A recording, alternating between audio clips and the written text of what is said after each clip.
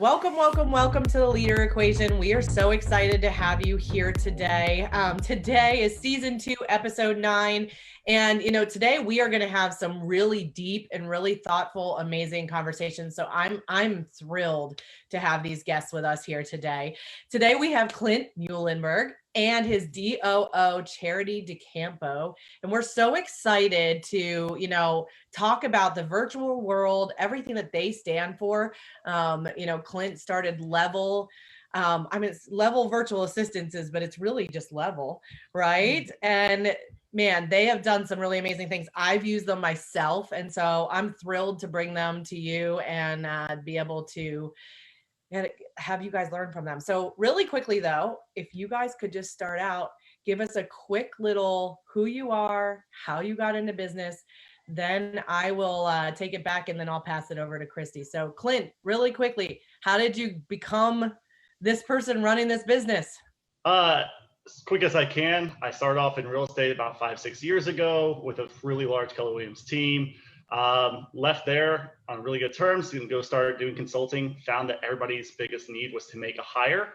Said, hey, let me help you. I can make hires. And I've done things with people in the Philippines a little differently than everybody else has. Let me help you. Turn that into Level, and that's what it is today. Very cool. Charity. Yeah, so I started as an ISA where with the company where Clint and I met.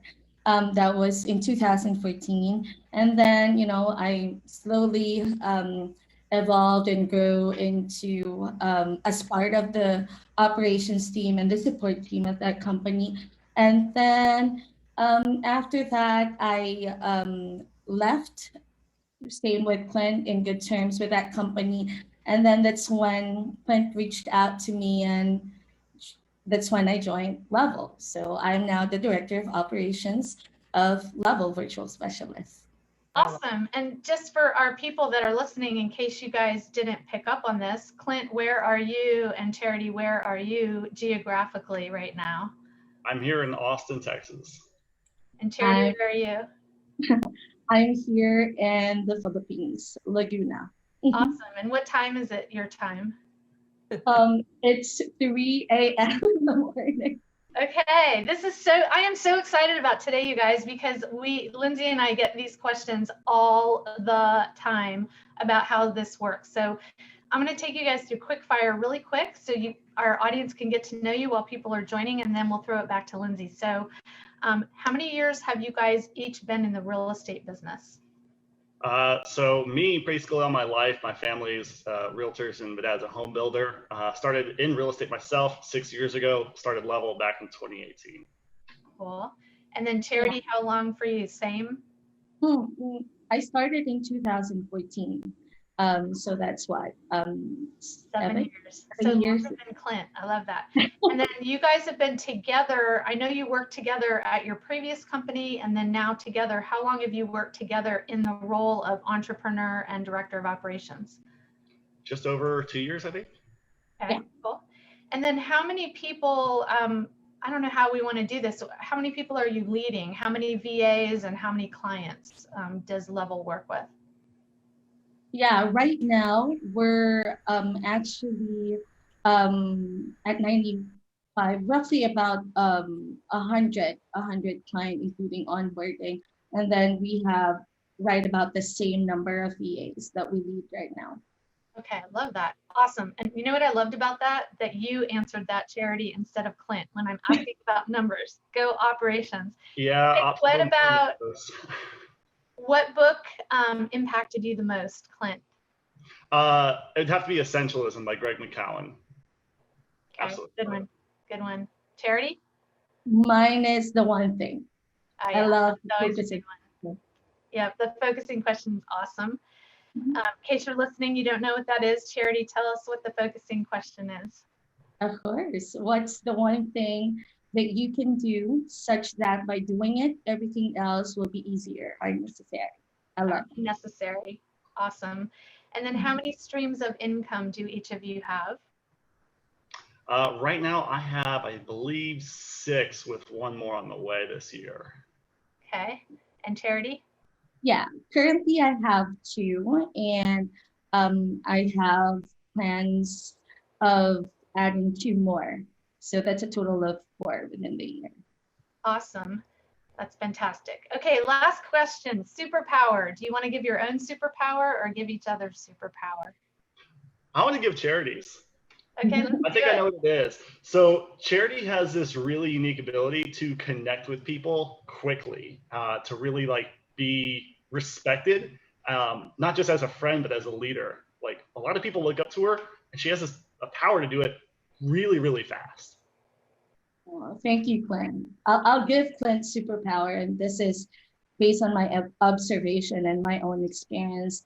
I think Clint's ability, to discover and unleash the talent of an individual and help that person grow into to its, to her or his full potential. That's Clint's superpower. I love that. That's a superpower that really builds loyalty on a team. I love that. So if you are joining us for the first time, we are chatting with owners, entrepreneurs, CEOs, founders, and their shotgun leaders inside and outside of real estate about what adds to the leadership formula, what subtracts, what divides, and most importantly, what multiplies your results. And I'm going to throw it back to Lindsay so we can dive into the good stuff.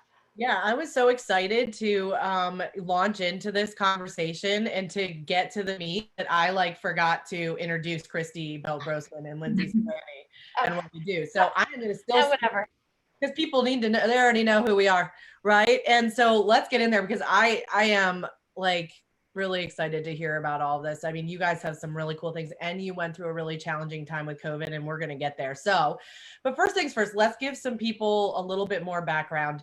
I know you guys met in a previous job. You guys decided to come together. I mean, Clint, first of all, what made you be like, I'm going to go do this thing? I'm going to leave the real estate field. You're still in real estate somewhat, but do you know what I mean? You're going to, to launch this business. What made you decide to do that? Yeah, so I really wanted to go into consulting, surprisingly. That's what I wanted to do. I want to consult with people in their businesses and see how I could help them inside of it. So that's when I left real estate, left my team, and went and started doing that. And I was consulting with a lot of teams, and ultimately every single team I was working with, or company or business, I was like, you guys really just need to make a hire. As Christy would say, they needed an ops boss, quite honestly. And so I just started saying that. I'd tell them, hey, you need to make a hire. And they would give me a couple of different reasons or excuses, or just general didn't want to do it type thing. So I'd suggest hey, look, have you ever considered hiring somebody from the Philippines? There's some really amazing people over there. They're not just task doers. You don't just pay them $3 an hour. They're not those types of people. You can really get some really talented people over there. And so I hear the same excuses. Oh, we've tried it and didn't work. Or I don't know how to do it. Well, trying it and didn't work didn't make sense to me, because you can say I hired a buyer's agent, they didn't work, so I'm never gonna hire a buyer's agent again. Didn't make sense. So I said, well, let me do it with you. Let me help you. So I really just started helping people and kind of making relationships, making connections, and treating people a little bit differently. And that's where kind of we led to today, where I said, you know what? Rather than consulting, I'm going to consult with people just about hires. So we actually don't have a sales team here. We just have consultants that consult with people to see, hey, if you need to make a hire, we're going to see if hiring somebody virtually versus physically based is the right move. I love it. And that's exactly, it's so funny. You align, and we've talked about this, you align so much with who I am and what we've done. And we call ourselves consultants too, because I truly believe that that's what we're doing. And so, fast forward, you bring Charity on. When did she come on? When in the process did she come on? Was it right away? Was it after a while? It was after a short while. So I actually got, word to the grapevine that she had left her previous role. And I was like, this is kismet here. Charity is amazing. She started off, as she mentioned, as an ISA and moved her way through admin, through ops, through being ops, working in ops and doing all that stuff. And I was like, I need a number two. I need an ops person. So I reached out to her shortly after I heard she became available, and just started chatting and keeping that conversation going.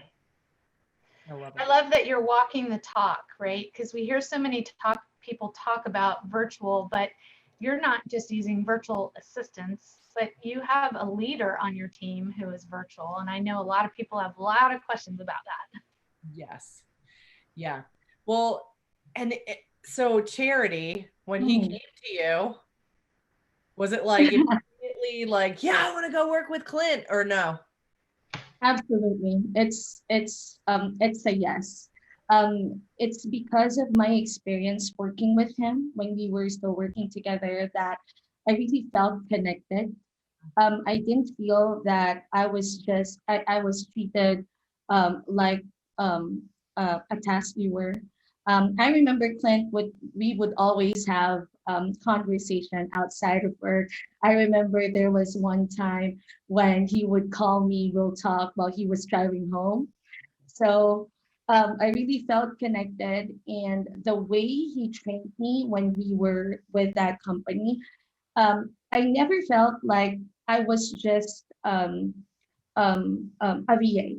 I felt like I was really part of the team and that I make a contribution. So when he came to me and talked to me about level, and I myself, I also, since I am here in the Philippines, I saw the status of the people here and those who really would love to start working from home. I feel like this is my opportunity partnering with Clint. This is also my opportunity to help out. So with Clint, working with Clint, him being my boss, it's a definite yes. So yeah. I love that in your story. There's two pieces in what both of you just talked about that Linzee and I think are seeing as a recurring theme, which is bringing leaders and people onto your team and into your world that you have already observed how they work and who they are. So you both knew who each other was at the core and you saw how you worked.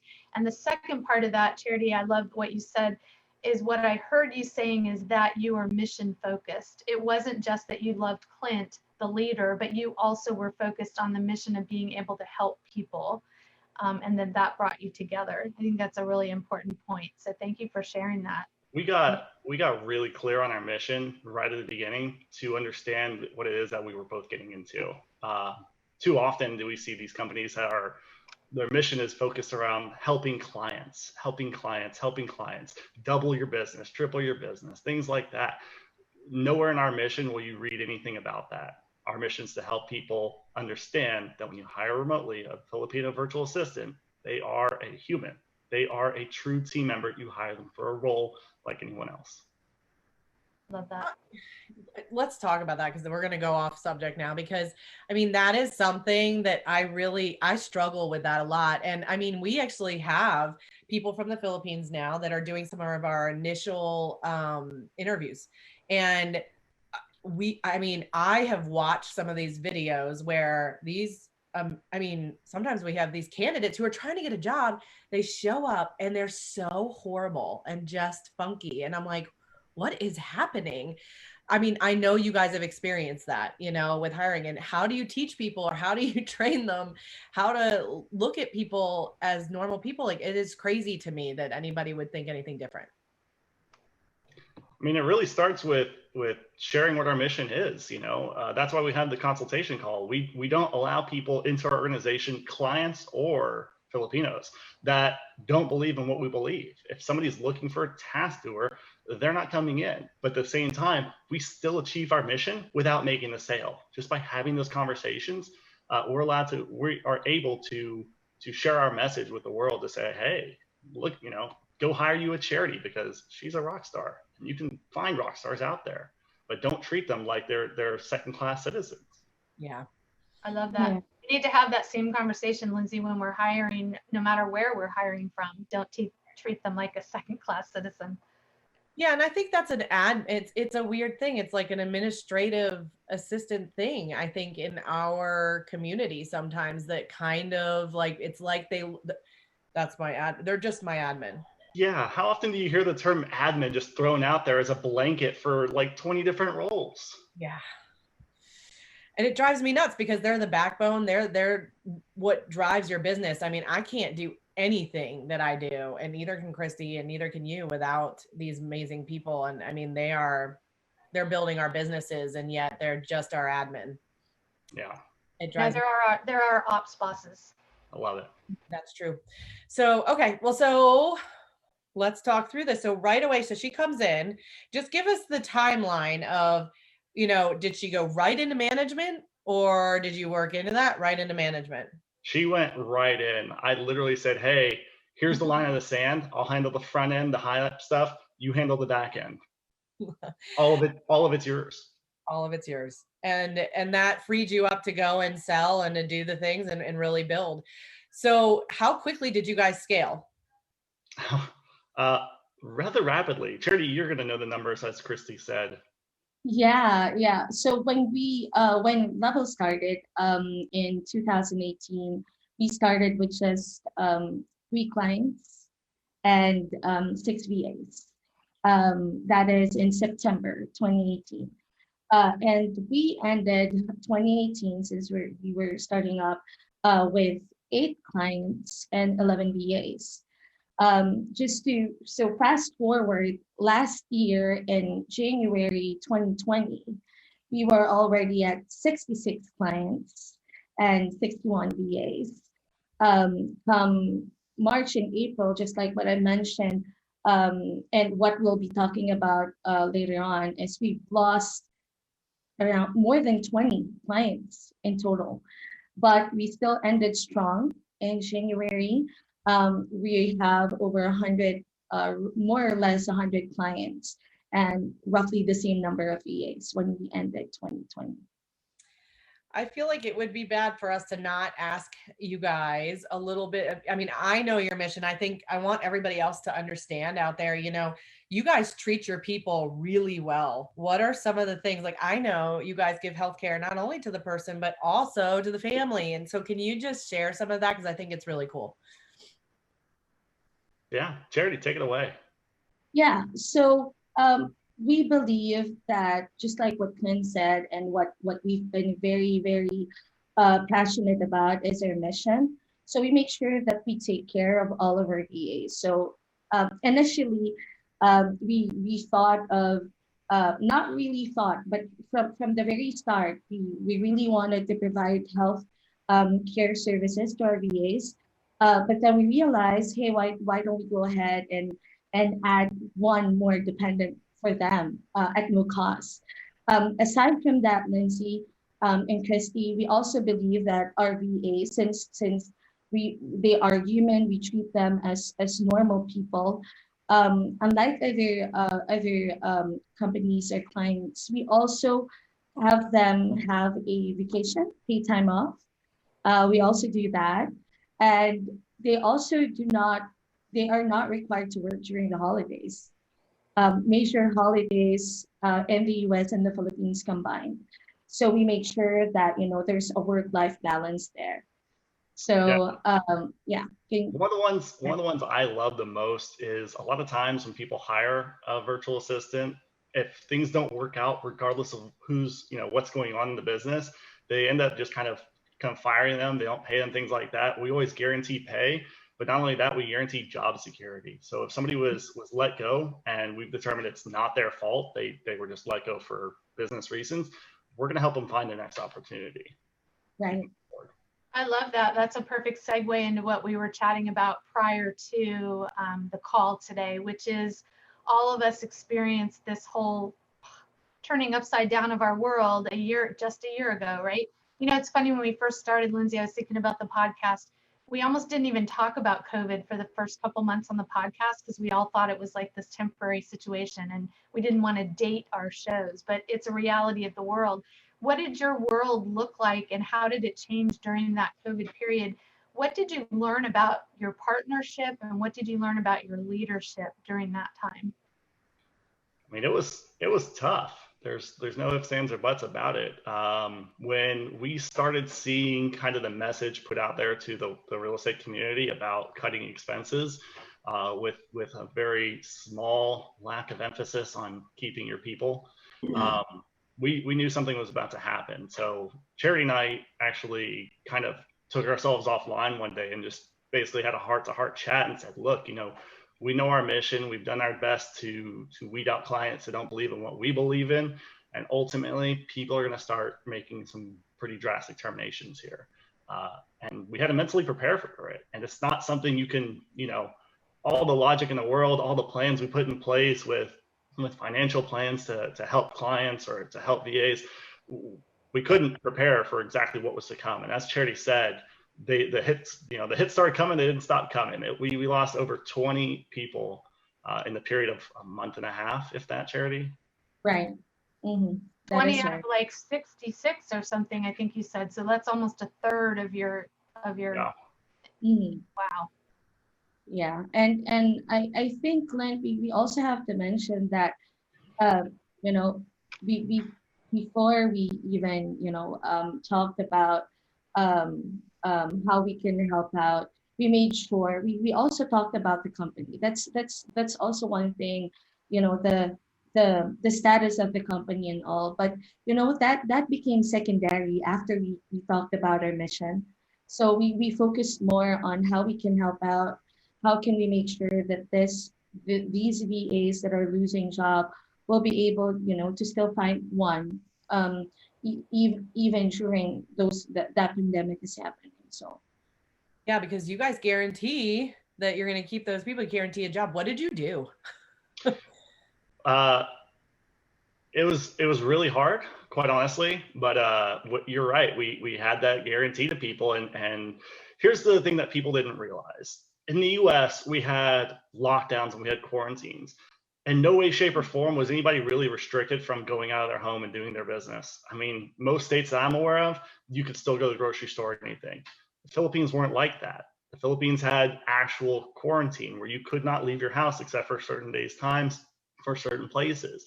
That means that anybody that's not a remote worker is now not working. If you're familiar with the community, a lot of people live with family members, you know, parents, siblings, other people in the same household. Now, the virtual assistant is the only breadwinner. So we said, hey, this is tough now, because now it's the whole entire household going to be gone if this person gets terminated. So actually started reaching out. Linzee, you saw I posted on Facebook. I reached out to one of our competitors and I said, hey, I need your help. right. I've got 15 people that would be ideal to work with you. You know, can you help them? Yeah. Can you help And them have a job? Yeah, let me just add to that at that time we could have, just like what I mentioned, we could have just thought of ourselves, but really what we wanted is for them to get a job immediately. You know, we were losing clients, so we were tapping people that we know. Clint was reaching out to friends, to even acquaintances, to business to businesses that he knows, in just in order for us to relocate, if I may say, relocate this VAs. Love it. Yeah, I mean, that's what I love about that is you reached out to your competitor. I mean, what kind of leadership is that? And Charity, I want to ask you the question of like, when he did that and when you guys, you know, started trying to just find them jobs no matter what, like, how much did people value his leadership at that point? And I'm sure yours as well, because you guys are partners in this, right? But what happened there? Were people just in awe of that? Yes, absolutely. Like, I've been hearing VAs, you know, because I constantly have conversation with most of them, since we do check-ins and make sure that they're okay. You know, it's so lovely to hear that they would say that, you know, Level is a great place to work with, that they have not experienced this kind of care and value with their previous clients or their previous the agencies that they've worked for. And they, yeah, I mean, I myself was, you know, hands up and in awe with how Clint really helped everyone. You know, yes, we're in this together, but I always tell Clint how beautiful and amazing his mind is. I always tell him that.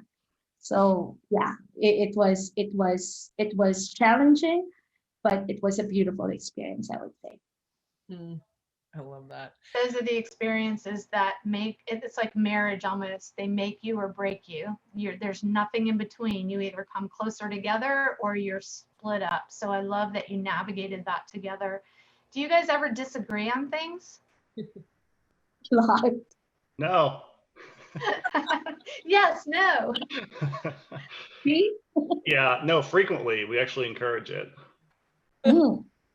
So give us some examples of like when you guys aren't all sunshine, rainbows, all those things, right? Talk us through, give us an example of some time when you guys disagreed. How did you work through it? Because that's one of the things that a lot of people really struggle with, Charity, that listen to our podcast is, I have this guy at the helm and they don't listen to me, or we butt heads, and how do we figure out how to do that? Walk us through, how do you guys make your way through disagreements? Absolutely. I think this is my time to shine, Glenn. I'm sorry. But yeah, I mean, we can totally relate to that. I myself can relate to that. There are a lot of, not a lot, but there are instances in running the business in the position that I am, wherein there are some decisions that is, that I'll be consulting with him, and he will give me answer, or he will give me, answers that I really do not agree with. My we my tendency is to just ask him. We have tough conversation, Lindsay and Christy. But when I mean tough, it's a conversation of, him making me think and I making him think.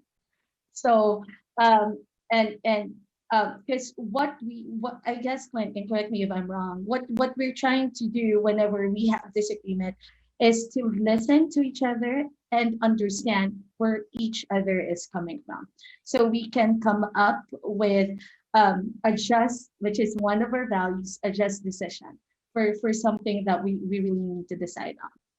Yeah, I'll say that I probably struggle more than others, and I guess that maybe with the position to actually listen. And so Charity has kind of learned this way of working with me, where if she has a strong topic that she wants to bring up, she'll start by starting off that way. She goes, "I want you to listen to this," and now I know it's not a "Hey, let's have a chat." It's, "Hey, you need to hear and empathize with my side before we make decisions on things." It took us a long time to figure that out, but that has worked well. When Charity first did that, I was like, "Can we do that again? I actually listen when you say that." Yeah, it's like a pattern interrupt, like a signal, like I'm putting up the smoke signal, like this is important. I love that. I want you to listen to this. And why do you think, were you just running a million miles a minute and not listening, or what's happening there? I have a tendency to sometimes think that my decisions are always correct, without always considering others. That's always something I've worked on to improve, and Charity helps beat that out of me to continually improve that. I love that. I love that. Charity, were you comfortable doing that from the beginning, or did it take you time to be able to trust that it was okay to approach things that way? Oh, it took time to do that, because before I was able to, tell Clint to, "Hey, you stop talking, I do the talking."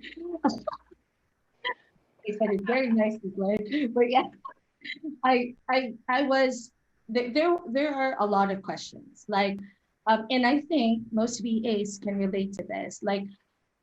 Is my boss, or in my case, will Clint listen? Will he really listen?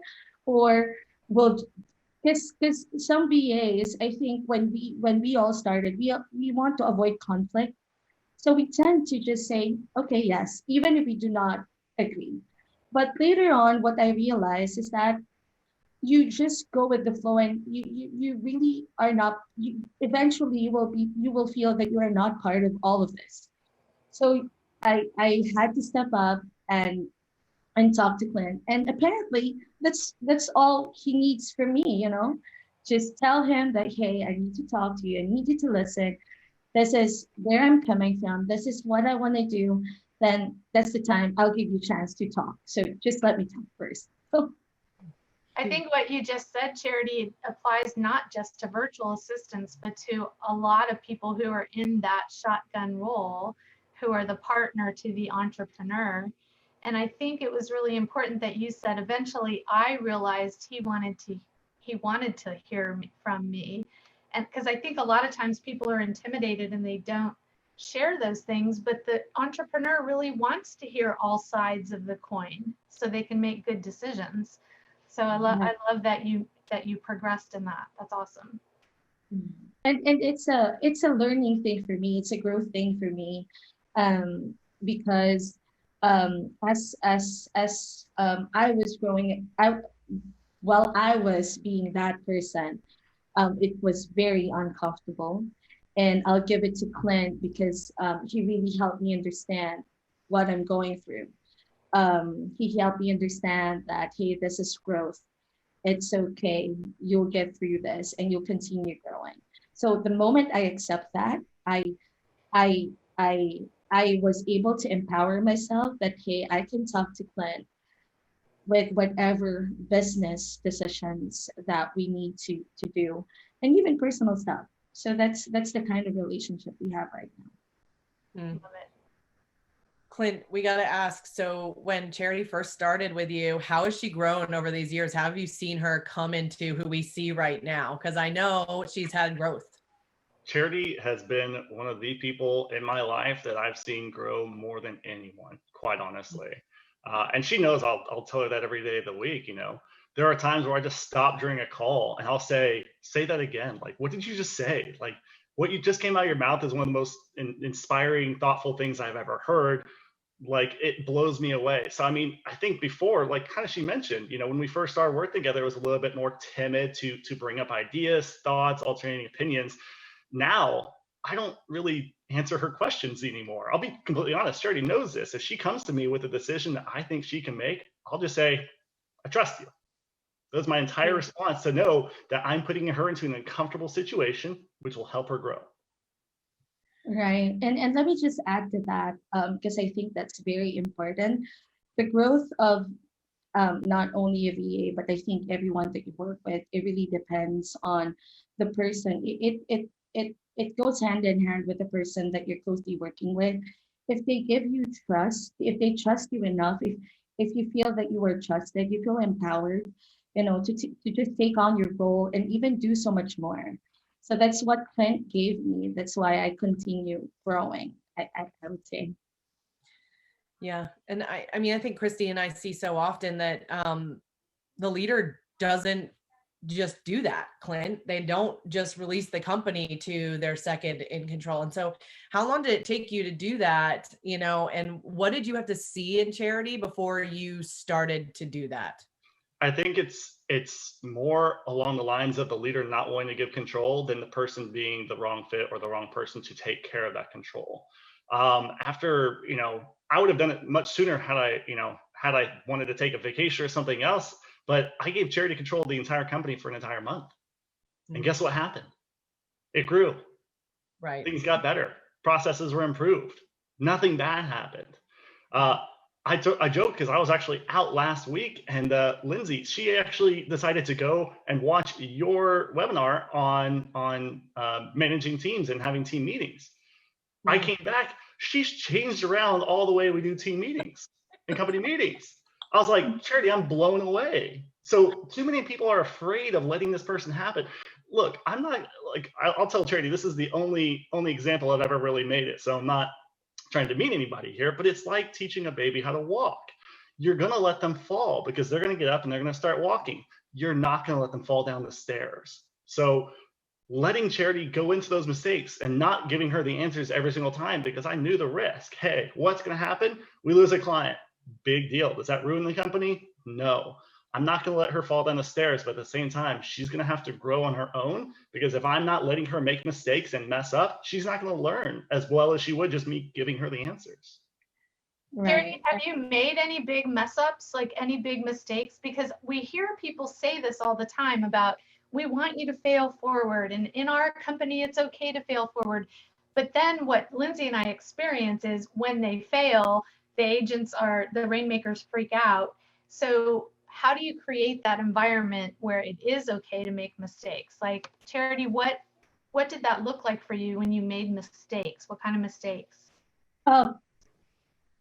I think there were a lot of mistakes, especially initially, when we were starting working together, working with a level different aspects, billing, support, a lot, payroll.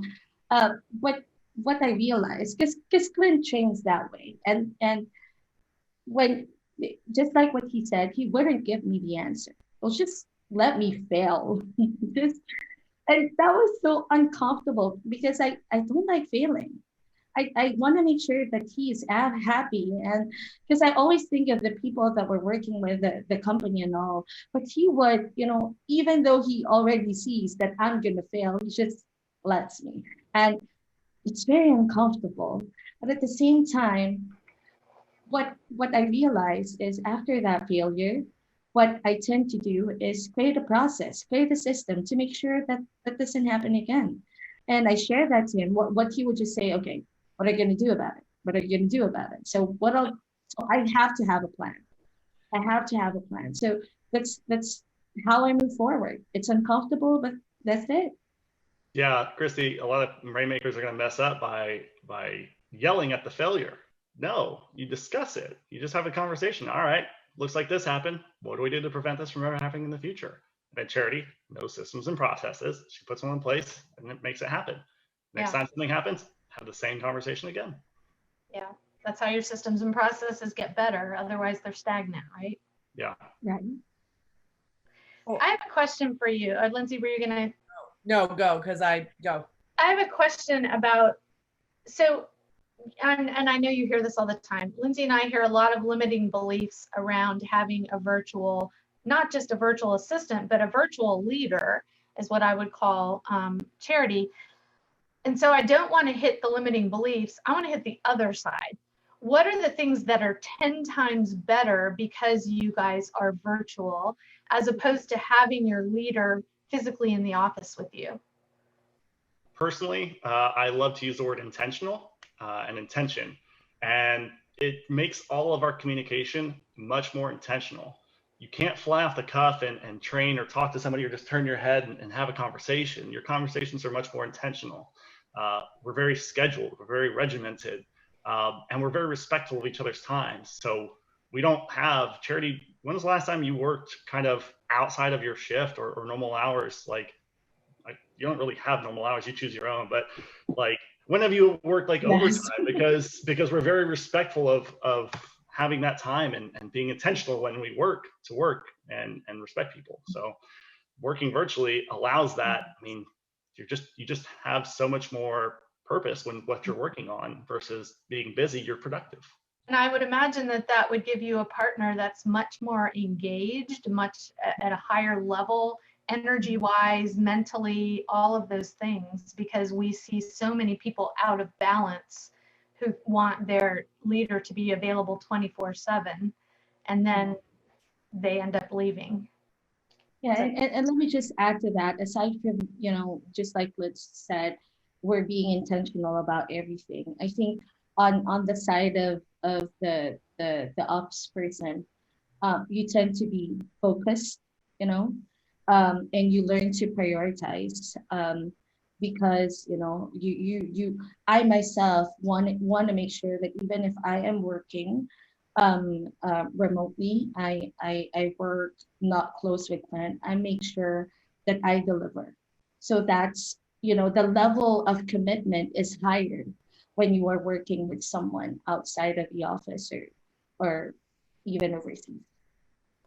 I think that I love that because you're very focused on deliverables, I think, much more than the shotgun leader who's sitting next to each other and you kind of see what each other does. You have to be really clear to make sure that you're accomplishing what you set out to accomplish. I love that.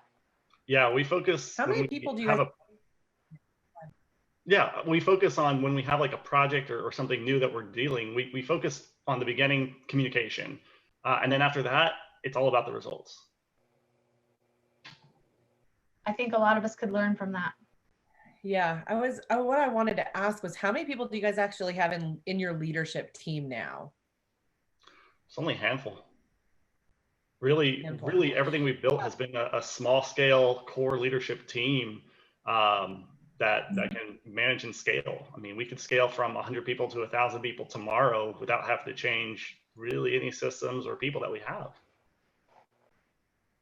I love that. And that's why I feel like you guys are so intentional. You know, it's interesting, even going through your process, I'm sure people that are watching can agree with this. It's very, you know, hey, this happens, and this happens, and this happens, and here's the email with the step that you're in, and which I'm obsessed with because that's how I operate. And so it really, you know, you lead people through, and it almost seems so seamless that I'm like, how many people are behind the scenes doing all this stuff? And it's really not. You guys have it down to a science, right? Yeah, Lindsay, I think when we first had the call to bring you on, you asked me, you're like, wait, so you're not part of this anymore? Like, you don't handle this? I was like, no. Got a team of people that are going to handle this and find you the right people. Because as much as I know how about recruiting, I have people that, you know, do this all day, every day, and they're incredibly good at it. So much rather let them take care of what they're good at.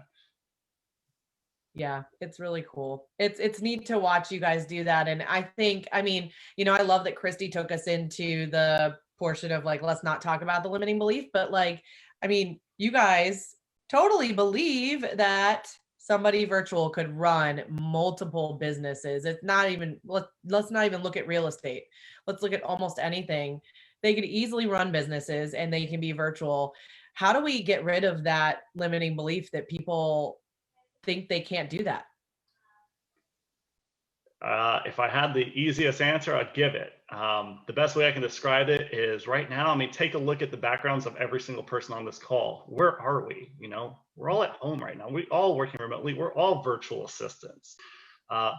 Somebody mentioned, hey, virtual assistant versus physical assistant. That's my distinction nowadays. I think of this as, hey, regardless of who you hire, if they're working, you know, just think of them working down the street from home. In this case, it just happens to be a really long road. Yeah.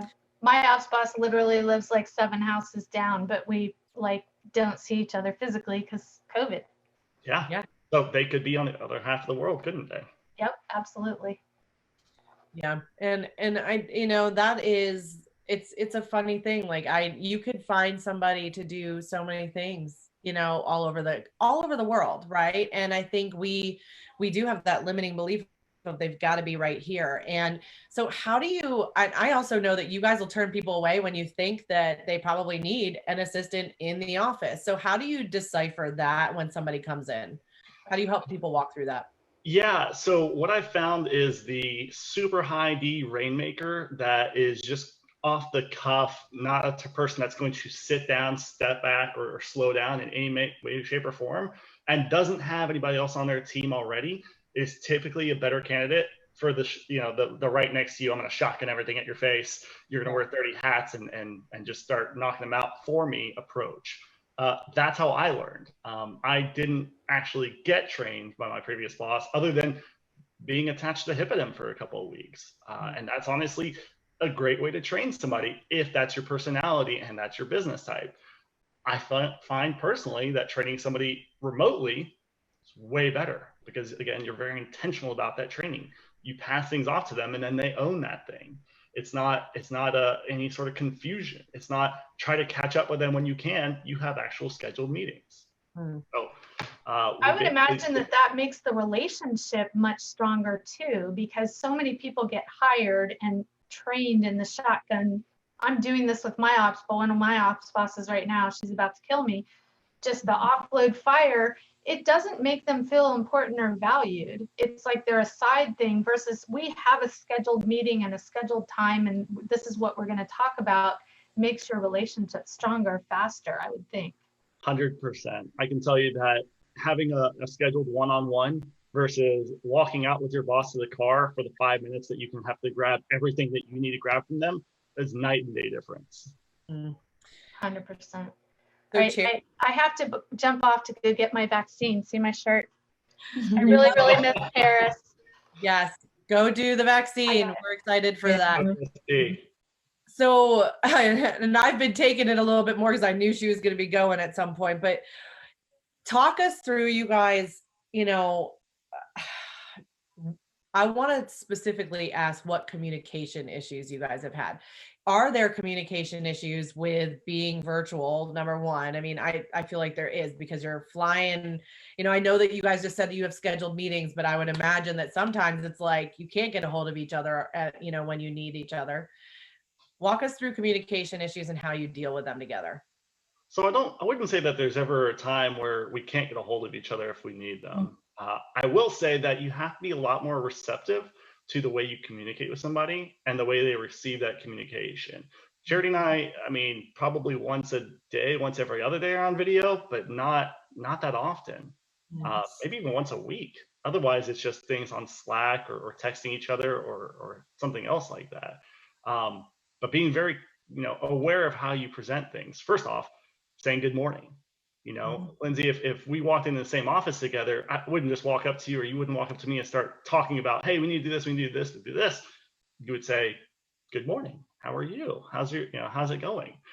And too often do people pick up their phone or hop on the computer and just start firing away emails and firing away things that somebody just like, go do this, go do this, go do this. That it can be really received poorly. So we are, again, intentional about, hey, good morning. How are you? How's everything going? How are you feeling? What's going on? Before even getting into work. But as far as communication challenges, I got to open that one up to Charity. She's probably got some heck of examples.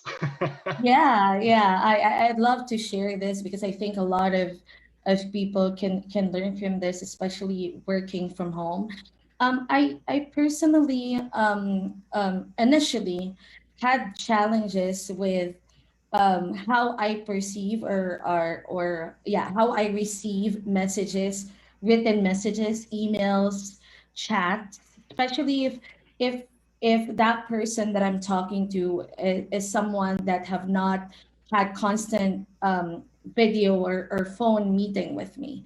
So it means that I give meaning to the message that they sent. So let's say there was a time, Clint, I don't know if you remember, but there were times that I would ask Clint, hey, are you mad? Are you mad at me? Because the way I receive his message is I read it the way I perceive that he is mad about what I've done.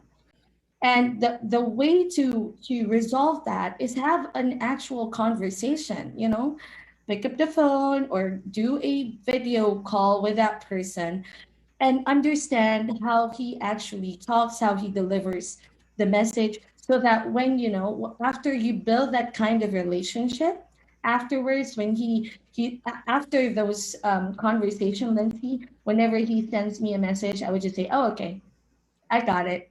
He's not mad. That's just in my head. So I think being familiar with how the person that you're working with talks and how he delivers things like orally helps with, on how he actually receives the message being sent. And then once you have that relationship, then you could go ahead and just send out emails like that. But I think weekly phone call meetings or video meetings really help understand each other, how to communicate with one another.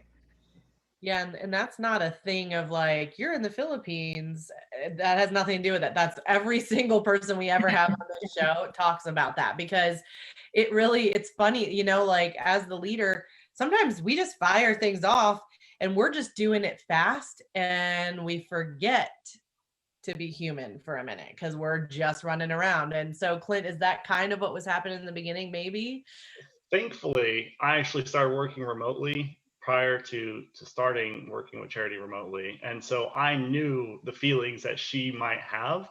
I knew if I didn't hear from my boss for a day or two, the thoughts going through my head are, did I do something wrong? Am I going to get fired? Like, those are the types of thoughts that actually went through my head. So I kind of had that little premonition to at least chat with Charity.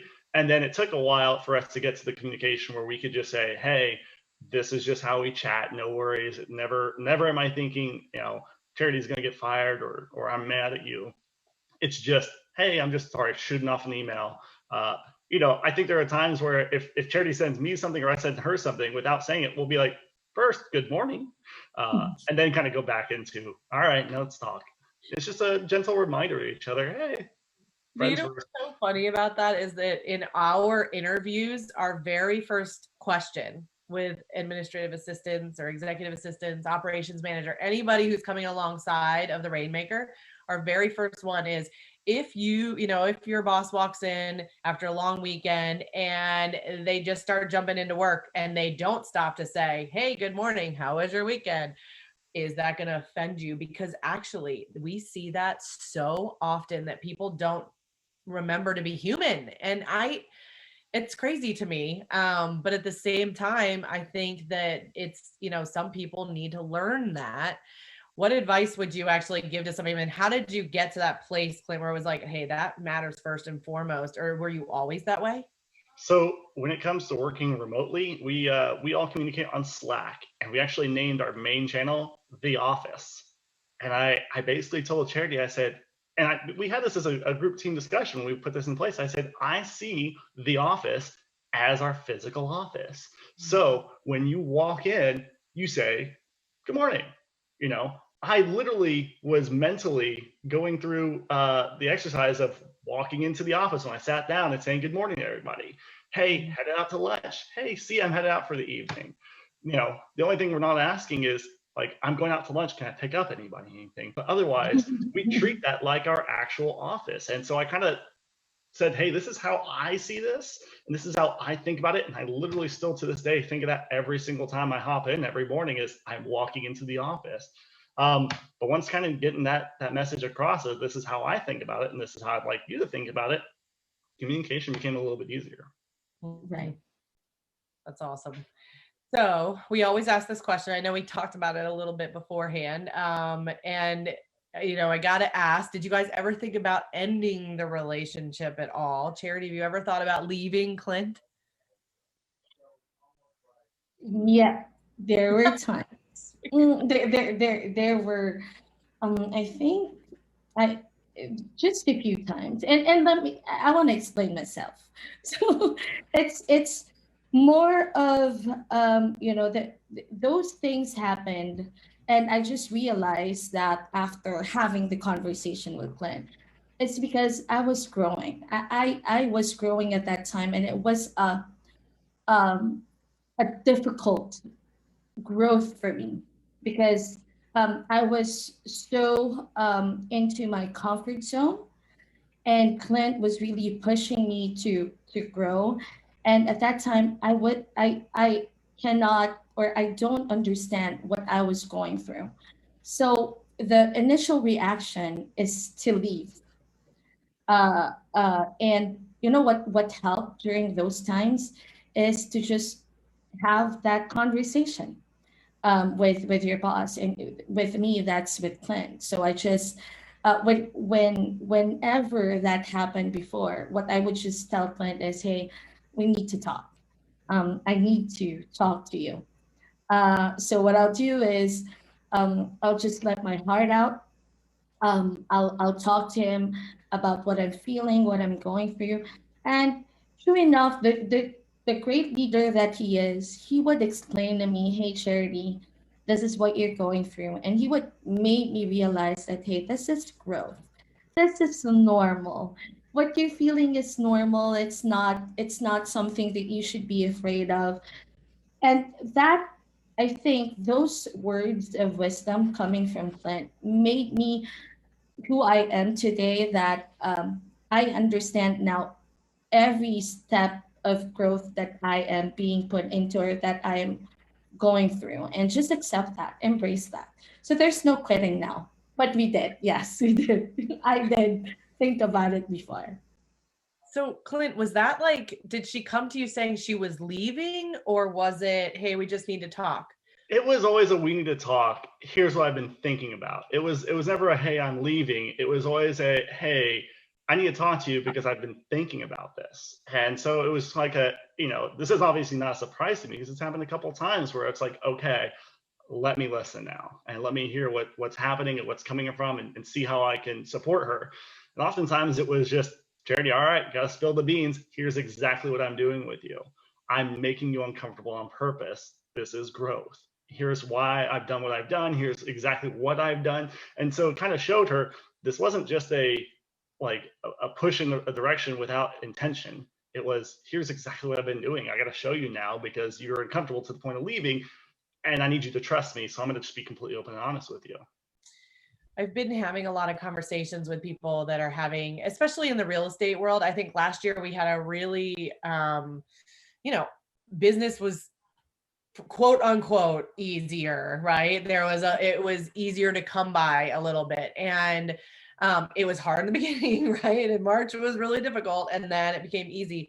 And so I've been having these conversations with people, and I've been dealing with it myself, even where people have been exiting teams and, doing their own thing. And it's been really interesting. One of the things that I've seen a lot, and like I said, I've even experienced it myself, is, conversations where it's, I'm leaving, and not, hey, we need to talk. There's the, no, I need to talk beforehand. There are decisions that are already made. And it's so interesting, Charity. What I love is that I believe, and you can correct me if I'm wrong on this, but I believe you have a ton of respect for Clint, and that's why you came to him with, I need to have a conversation. And I think that speaks volumes, Clint, to your leadership, because it wasn't coming in going, I'm leaving. It was, hey, we need to have a conversation.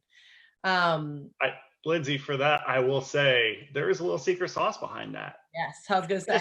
I can't just hire somebody. You can't just hire somebody and expect to have that type of relationship. Charity started off telling you, I used to drive about 45 minutes home every day back in the day when we used to work together 5-6 years ago. And I would pick up the phone and call her because I wanted to learn what was life like for her. What was going on in the Philippines? What was her home life like? I did that, Charity, probably once a week, twice a week, to kind of just catch up with you and see how things were going. That when Charity, when we shifted around the organization, Charity started reporting to somebody else. After months, she actually came to me to say, Clint, I don't want to work with this person anymore. And, to kind of work through things. It wasn't a 1 day, 1 week, 1 month, 1 year time frame that this happened in. It is constantly treating each other with the respect and trust to give each other to build that super thick foundation where Charity could feel that. If this was 5 years ago, Charity would have quit. Yeah. And I love, that's what I was going to ask you is what have you done for that? And, I think a lot of people, we've got only 3 minutes, but walk me through, how did you learn that? Like there is a secret sauce to trying to keep people too, when they come into your office.